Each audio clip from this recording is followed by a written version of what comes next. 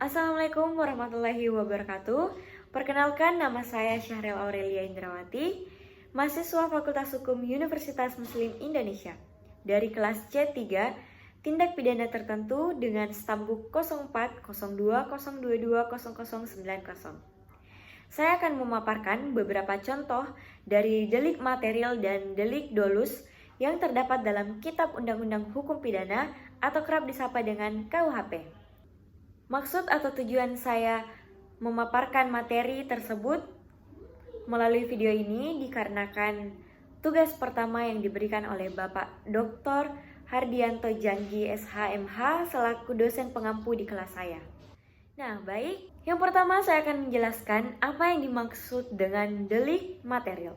Delik material ialah delik yang tekanannya dilarang pada akibat.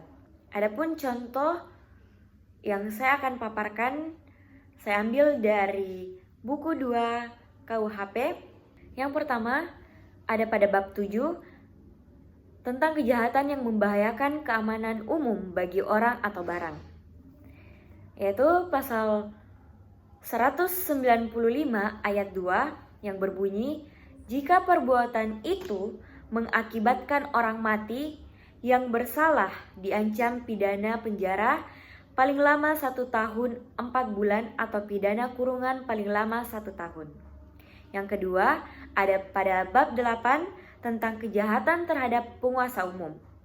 Pada pasal 217 berbunyi, barang siapa menimbulkan kegaduhan dalam sidang pengadilan atau di tempat di mana seorang pejabat sedang menjalankan tugasnya yang sah di muka umum dan tidak pergi sesudah diperintah oleh atau atas nama penguasa yang berwenang, diancam dengan pidana penjara paling lama 3 minggu atau pidana denda paling banyak Rp1.800.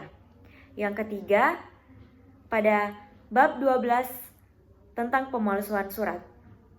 Pasal 263 ayat 1 berbunyi, barang siapa membuat surat palsu atau memalsukan surat yang dapat menimbulkan sesuatu hak, perikatan atau pembebasan hutang, atau yang diperuntukkan sebagai bukti daripada sesuatu hal dengan maksud untuk memakai atau untuk menyuruh orang lain memakai surat tersebut seolah-olah isinya benar dan tidak palsu, diancam jika pemakaian tersebut dapat menimbulkan kerugian karena pemalsuan surat dengan pidana penjara paling lama 6 tahun. Yang keempat, pada bab 18 tentang kejahatan terhadap kemerdekaan orang.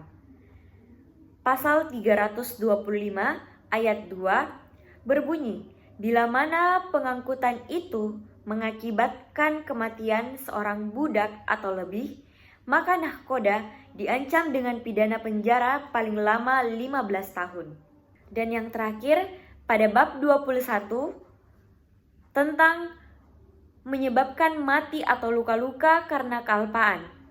Pasal 359 berbunyi, barang siapa karena kesalahannya atau kealpaan menyebabkan orang lain mati, diancam dengan pidana penjara paling lama 15 tahun atau pidana kurungan paling lama 1 tahun.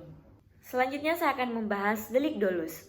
Delik dolus ialah delik yang mempunyai unsur kesengajaan. Adapun contoh dari delik dolus dalam KUHP, yang pertama, pada bab 5 kejahatan terhadap ketertiban umum.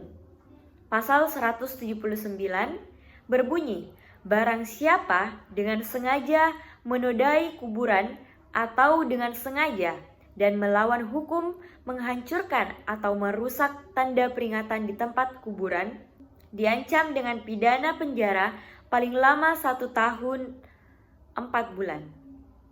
Yang kedua, bab 8, kejahatan terhadap penguasa umum.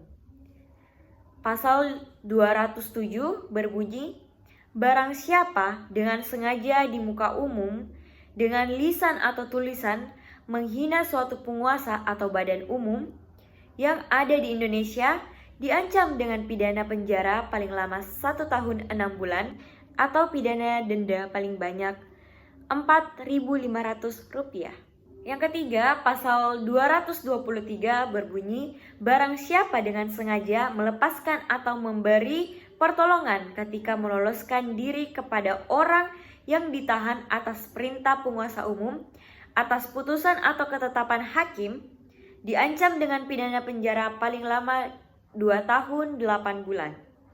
Yang keempat, pada bab 9 tentang kejahatan terhadap nyawa. Pasal 338 berbunyi, barang siapa dengan sengaja merampas nyawa orang lain diancam karena pembunuhan dengan pidana penjara paling lama 15 tahun. Dan yang terakhir, pasal 347 ayat 1 berbunyi, barang siapa dengan sengaja menggugurkan atau mematikan kandungan seorang wanita tanpa persetujuannya diancam dengan pidana penjara paling lama 12 tahun. Itulah pemaparan beberapa contoh dari delik material dan delik dolus yang bisa saya sampaikan. Kurang lebihnya mohon dimaafkan. Wabillahi taufiq wal hidayah. Wassalamualaikum warahmatullahi wabarakatuh.